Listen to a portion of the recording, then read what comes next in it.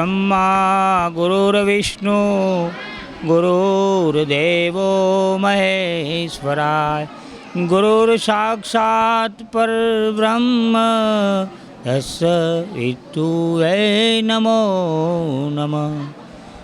मारू नाम महंत श्री जगदीशगिरी गोस्वामी, सालड़ी आदेश आश्रम।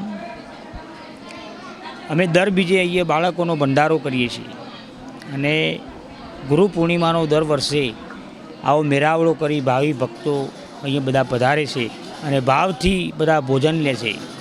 સનાતન ધર્મની અંદર ભોજન એ સૌથી શ્રેષ્ઠ વસ્તુ છે, એટલે જ્યાં ટુકડો ત્યાં હરી ટુકડો।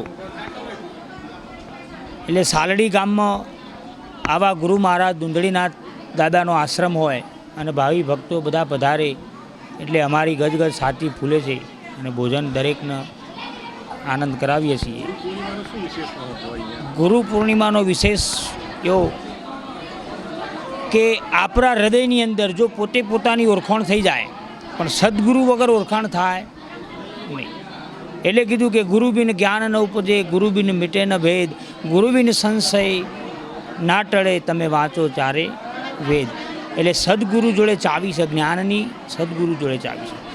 એટલે પોતે પોતાની ઓળખાણ જો થઈ જાય તો બીજાને ઓળખવાની કોઈ જરૂર નથી।